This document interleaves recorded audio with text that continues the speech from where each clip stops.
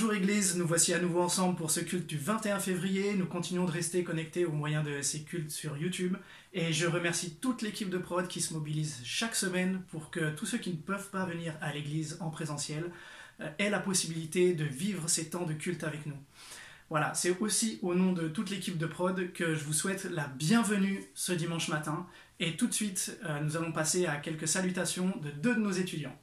Bonjour à tous, on espère que malgré la période compliquée, vous allez bien. En tout cas, on vous fait de gros bisous, on espère vous voir prochainement. Et vous êtes les bienvenus à Liège, que Dieu vous bénisse. Bonjour Église, j'espère que vous portez bien. Ici, tout se passe pour le mieux. Il fait un peu froid, mais on pense à vous, que Dieu vous garde. Merci Raphaël, merci Louis pour vos salutations. Ça fait plaisir de voir vos têtes et ça fait plaisir de vous entendre, tout simplement. Nous allons maintenant passer à notre temps de louange et là, c'est le moment vraiment où vous pouvez vous mettre à l'aise, que ce soit avec une boisson chaude tranquillement installée dans le canapé pour adorer notre Dieu, ou que ce soit en poussant les meubles, en faisant de la place dans le salon pour danser, pour taper des mains, amener la joie dans la maison. C'est vraiment le moment où on chante notre reconnaissance envers notre Dieu et où on lui exprime tout notre amour. Voilà, profitez de ce moment et puis à tout à l'heure.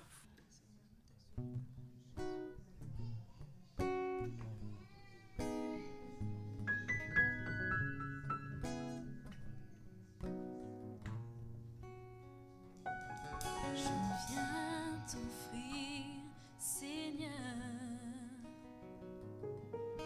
ce que j'ai de meilleur. Je viens t'offrir ma vie.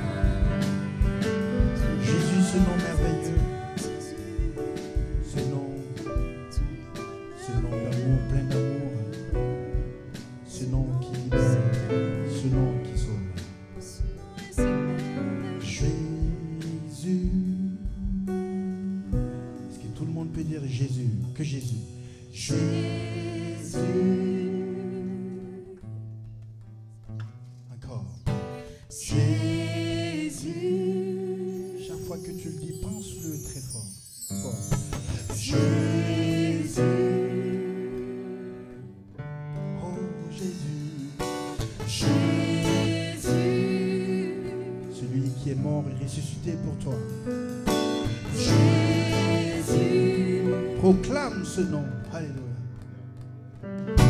Jésus. Ce nom qui est au-dessus de tout nom. Amen. Alléluia. Jésus. Oh, qui était là, qui est là et qui sera. Oh Jésus. Oh, oh, oh. Jésus. Amen. Oh, Jésus. rien n'est semblable à toi. Rien n'est semblable à ta grâce qui m'a sauvé. Oh Sauveur, je te recherche. Je te recherche Aujourd'hui et à jamais. Amen. Jésus.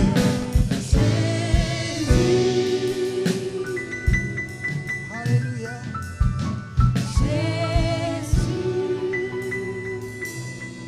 Amen. Une dernière fois.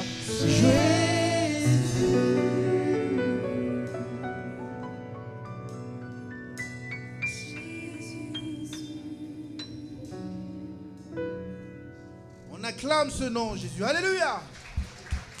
Amen. Voilà, ça fait du bien de louer Dieu avec notre équipe louange. Il est temps maintenant pour nous de se plonger dans la parole de Dieu avec Mélina. Et une courte phrase pour introduire son message. Seul, mais bien accompagné. Voilà, je vous en dis pas plus. À tout à l'heure. Bonjour, comment vas-tu aujourd'hui? As-tu passé une bonne semaine? Ce matin, si tu as lu le titre de la vidéo, une semaine après la fameuse fête de la Saint-Valentin, j'aimerais te dire que non, je ne vais pas parler de comment sortir de son célibat en cette leçon, ni comment trouver l'amour, ni même comment bien vivre sa solitude. Nous n'allons pas parler de couple, nous n'allons pas parler de relations homme-femme, parce que le sentiment de solitude touche tout le monde. Alors, quel que soit ton âge, quelle que soit ta situation, tu peux rester avec moi ces prochaines minutes. Un récent sondage sur les Français et la solitude réalisé par l'IFOP en décembre 2020 montre que le sentiment de solitude s'est fortement aggravé au cours de cette année. Selon cette étude, près d'un Français sur 5 souffre de solitude et parmi eux, 2 tiers indiquent que le plus dur, c'est le manque de compagnie. Toujours selon ce même sondage, contrairement à ce que l'on pourrait penser, ce sont les jeunes qui semblent les plus touchés par ce sentiment, soit 27% des 18-24 ans qui se sentent toujours ou souvent seuls. Face à cette réalité croissante, j'aimerais que nous puissions voir ensemble ce que dit la Bible au sujet de la solitude. Comment faire face ou aborder ce sentiment. De nombreux personnages bibliques ont été confrontés à l'isolement et à ce ressenti. Agar, quand elle fut chassée dans le désert, seule avec son fils en proie au désespoir, elle était désormais un parent solo qui ne sait pas comment subvenir aux besoins de son enfant, à sa survie. Combien de parents font face seuls à l'éducation de leur enfant? Jacob, qui à cause de son passé et de ses décisions ressent ce besoin de s'isoler avant de retrouver le frère qu'il avait trompé et qu'il devait maintenant confronter. Avait-il besoin de se retrouver seul à seul avec lui-même? Était-ce pour lui le temps de faire le point? Est-ce pour toi le temps de faire le point? Joseph, à tout juste 17 ans, a dû éprouver cette même émotion alors qu'il n'était qu'un adolescent dans cette citerne dans laquelle il a été jeté. Encore plus quand il a été vendu comme esclave pendant tout ce temps passé en Égypte, loin de ceux qu'il aimait et ceux qui l'ont aimé, privé de relations, privé d'affection. Beaucoup de personnes vivent actuellement loin de leurs proches et doivent subir cet éloignement. Et parfois, on peut aussi être entouré et ressentir ce sentiment de solitude. On peut parler de Anne, qui n'arrivait pas à avoir d'enfants, et bien qu'elle soit en couple, aimée, épaulée et accompagnée, elle semble vivre seule ce combat pour donner la vie. C'est seule qu'elle ira prier au temple pour obtenir de Dieu son enfant. Quel est le combat spirituel que tu affrontes sans aucune aide? Et bien sûr, il y a Jésus, qui durant 3 années de ministère a été entouré de ses disciples, et alors qu'il est au bout de sa mission et qu'il a besoin de toute l'aide et de tout le soutien nécessaire, dans le jardin de Gethsémani, il prend avec lui 3 amis, 3 disciples, et espère surmonter cet instant, ce moment avec leur soutien dans la prière. Mais il dort. Et c'est seul qu'il va vivre cette angoisse, ce sentiment de tristesse. C'est aussi dans le pire moment de sa vie qu'il va vivre le reniement, la trahison, seul qu'il va affronter le chemin de la croix. Et peut-être as-tu besoin de soutien dans ce moment difficile et tu n'as pas trouvé l'encouragement, l'aide nécessaire. Tu as dû affronter cette situation sans l'aide de personne alors que tu en avais tellement besoin et que tu n'avais pas ce courage.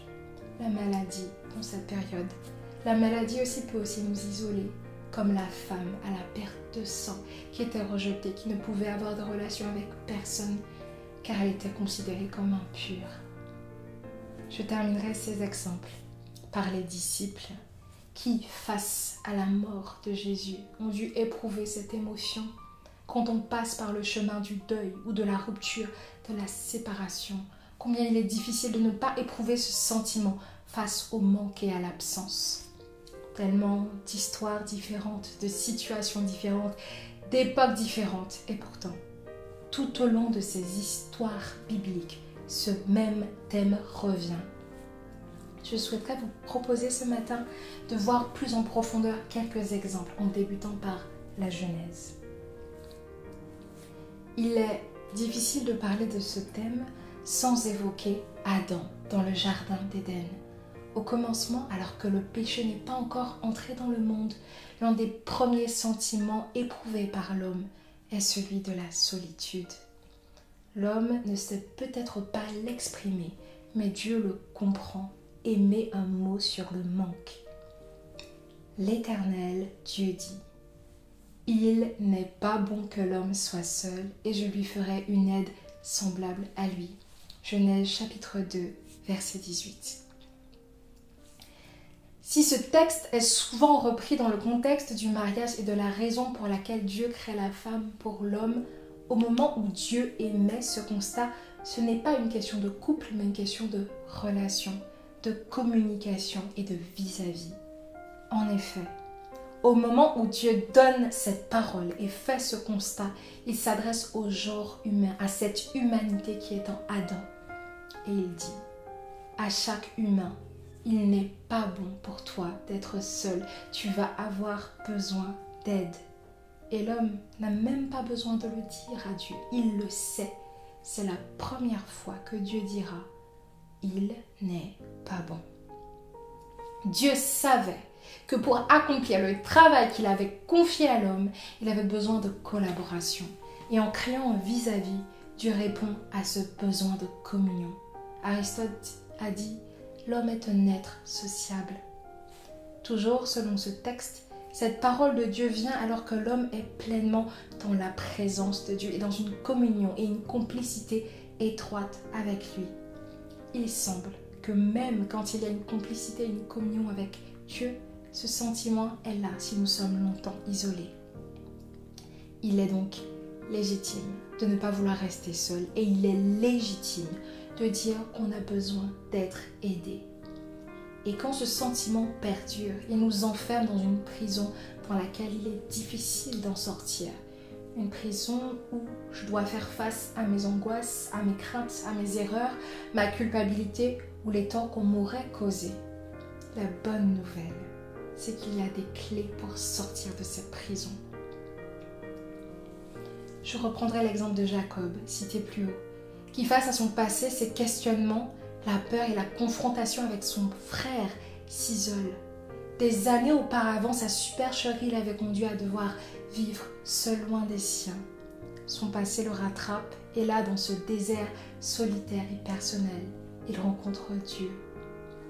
En reprenant également l'exemple de Jésus dans le jardin de Gethsémani, bien qu'il soit accompagné, c'est seul qu'il prend le temps de parler à son Père et de décharger ses peines pour affronter la réalité. Si je devais reprendre tous les exemples cités plus haut, Agar, Anne, Joseph, la femme à la perte de sang et tous ceux qui ont traversé le chemin de la solitude, pour chacun, il y a eu dans leur désespoir une rencontre avec Dieu, sa présence qui accompagne, qui guérit, qui donne un nouveau souffle, qui donne une nouvelle dimension, qui casse la solitude, qui libère de cette prison. Dieu, dans la prière, vient à leur rencontre. Isolé mais pas abandonné, seul mais pas rejeté, abattu mais pas sans espoir. Mon temps de solitude peut devenir le lieu de la rencontre entre Dieu et moi.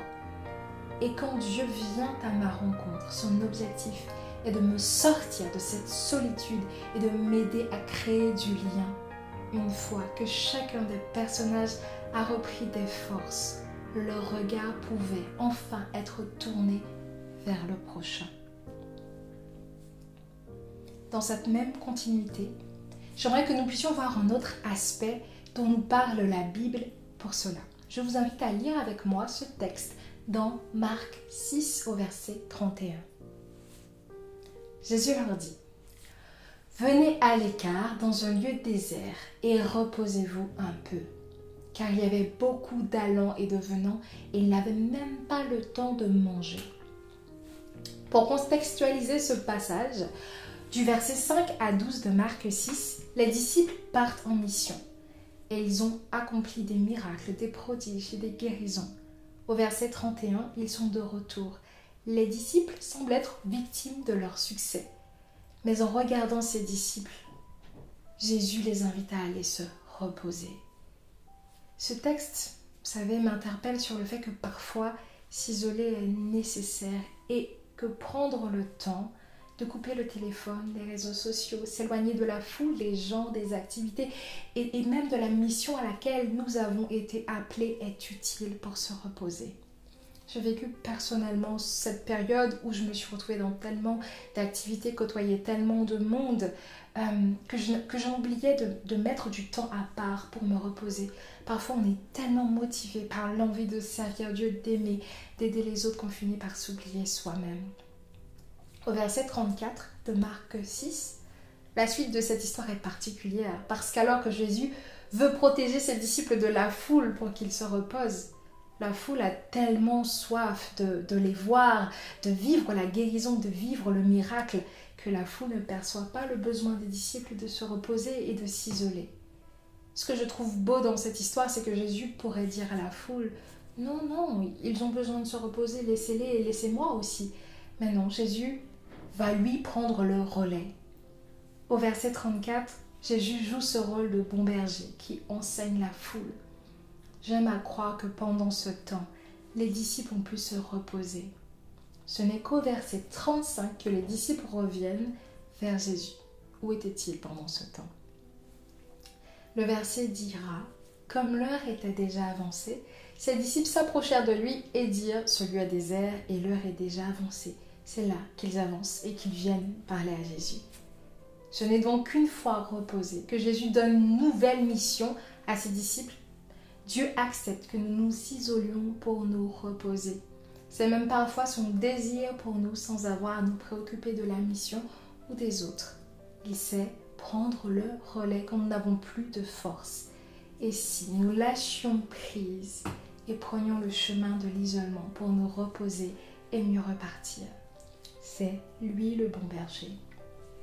Au verset 36 de ce même chapitre de Marc, enfin, Jésus invite les disciples à se mettre en action une fois reposés. Et voilà qu'avec leur aide, il peut nourrir une foule avec 5 pains et 2 poissons. Quel miracle quand on est fortifié. Si la solitude me fait souffrir, elle peut aussi être un lieu de rencontre avec Dieu et une opportunité de me reposer afin de mieux repartir. Mais Si elle dure et qu'elle m'accable, y a-t-il une solution? Je ne crois pas qu'il y ait de solution toute faite pour en sortir parce que pour chacun il y a des parcours différents, il y a des histoires différentes. Je me permets simplement de donner quelques conseils, surtout en lien avec la crise actuelle. Pour moi, le contraire de la solitude, c'est la communion. Et s'il est vrai qu'en ce moment, ce n'est pas évident d'échanger, de sortir, d'avoir une vie sociale, je pense qu'il faut essayer au mieux peut-être d'appeler, d'envoyer un message aux personnes que tu aimes ce matin ou demain. Peut-être reprendre contact avec les bonnes personnes que tu as rencontrées. Et j'insiste sur les bonnes personnes que tu as rencontrées, celles qui t'ont fait du bien, celles qui te feront du bien. Je sais que ce n'est pas si évident en fait en vérité de sortir et d'aller vers l'autre. Parfois, ça peut être il peut y avoir un blocage. Et si tu as du mal, je pense que l'église est un lieu de communion. Je veux parler de l'église en général, pas seulement de l'église de Villeurbanne. Et j'ai envie de dire, en tout cas, là, je vais parler pour l'église de Villeurbanne.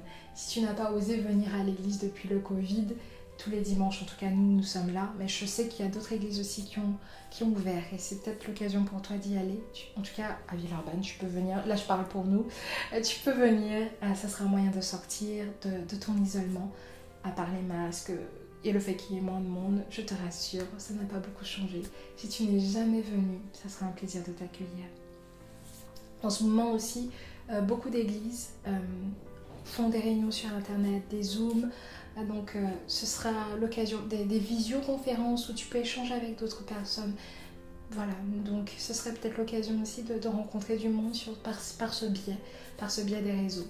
Tu seras en tout cas dans nos réunions le ou la bienvenue, je le redis encore.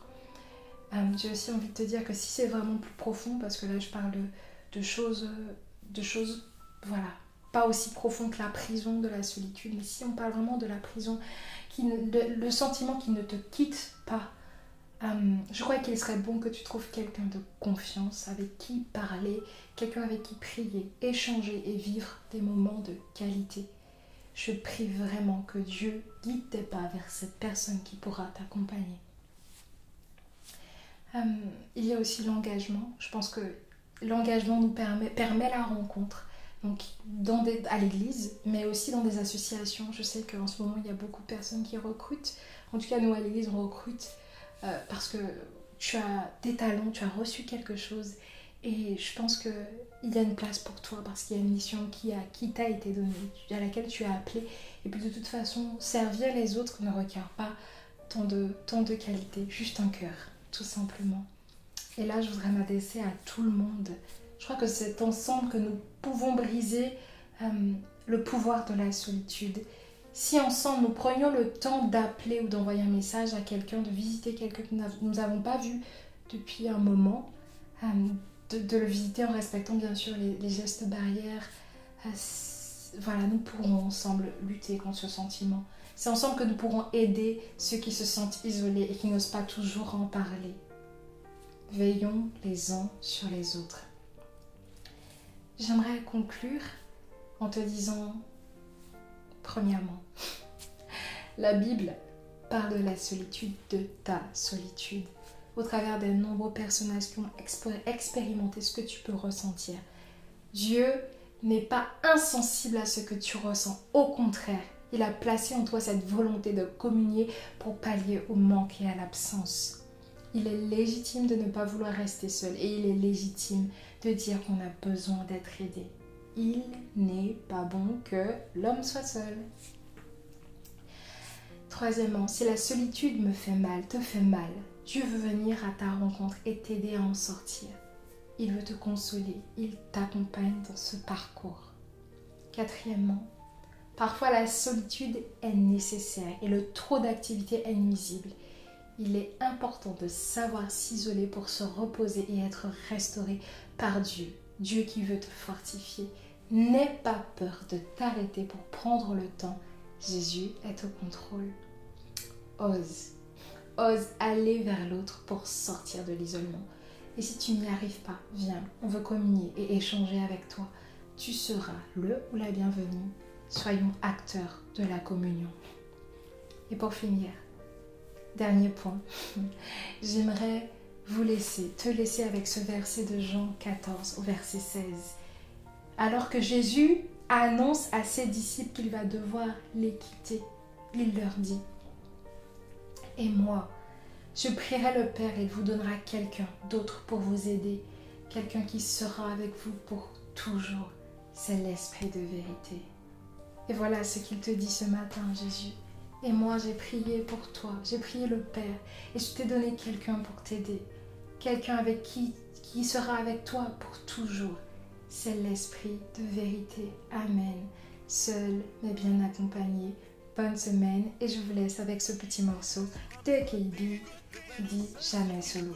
Passez une bonne semaine. Ne marche jamais solo, jamais en solo. Même en étant seul, je suis bien accompagné. Dis-moi de quoi je pourrais bien m'inquiéter, vu que je ne marche jamais solo, jamais en solo. Merci Mélina pour ce message. Nous allons passer maintenant à notre temps d'offrande et d'annonce et il sera suivi de salutations venues tout droit des Alpes. Je vous laisse découvrir. Le pasteur Daniel Thévenet vous remercie chaleureusement pour votre contribution en faveur de l'hôpital évangélique d'Andoum, de l'installation du nouveau dispensaire de Garoua, ainsi qu'au pasteur du Tchad, l'un des pays les plus pauvres du monde. Lors du dernier voyage début février, grâce à vos dons, ont pu être fournis plus de 150 lunettes, des stylos, des brosses à dents et dentifrices, des médicaments, des documents pour les pasteurs, et la nourriture a pu être payée pour 140 pasteurs durant les 4 jours du séminaire.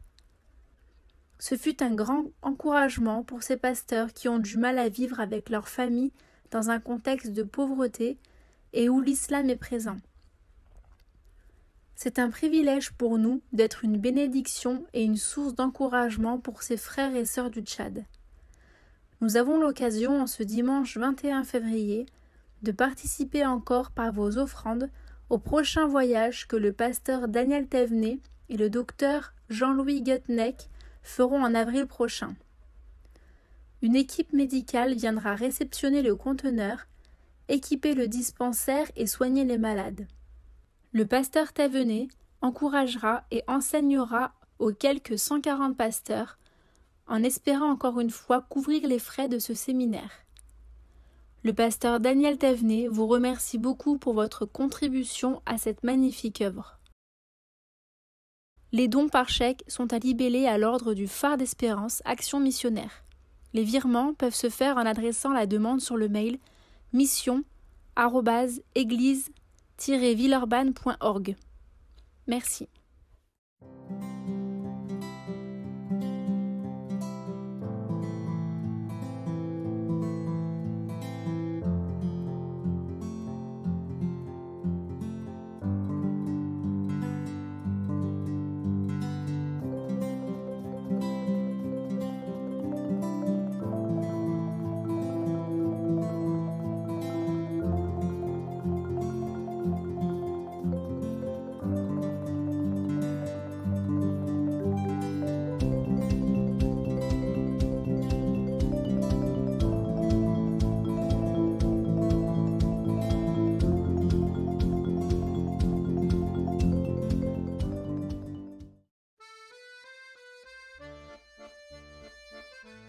Oyez, oyez, gentes dames!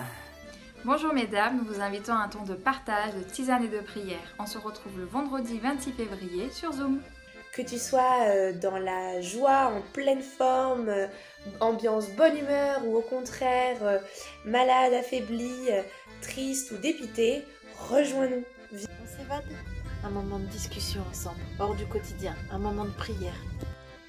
Alors, fais chauffer ta tisane et rejoins-nous. Donc on compte sur vous, on vous attend. Une tasse comme ça suffira? Soyez bénis.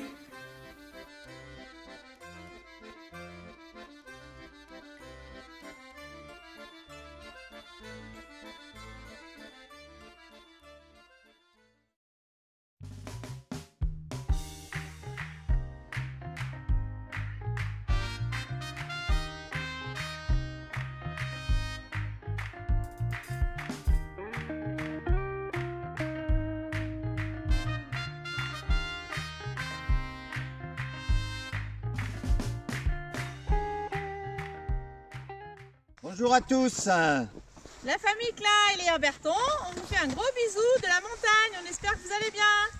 Salut. Oh là là, la neige arrive. Bien aimé, notre culte touche à sa fin, il est temps pour nous de nous quitter. Vous pouvez continuer de suivre l'actualité de l'église, bien sûr sur le site internet et sur nos comptes Facebook et Instagram. N'hésitez pas à aller y faire un tour. Je vous souhaite une excellente semaine au quotidien avec notre Dieu. Bye bye.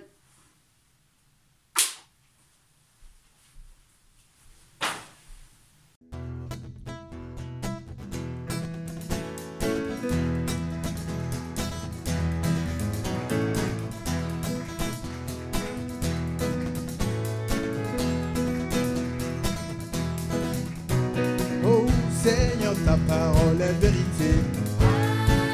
Seigneur, ta parole est vérité. Oh Seigneur, ta parole est vérité. Oh Seigneur, ta parole est vérité. Amen, amen, amen. Amen, amen, amen. Seigneur, ta parole me libère. Oh Seigneur, ta parole nous libère. Seigneur, ta parole me libère. Seigneur, ta parole me libère. Oh, amen, amen, amen, amen. Ah, amen, amen, amen. Amen, amen, amen. Amen, amen, amen. Seigneur, ta parole est une lumière. Oui, une lumière qui éclaire. Oui, ta parole est vérité.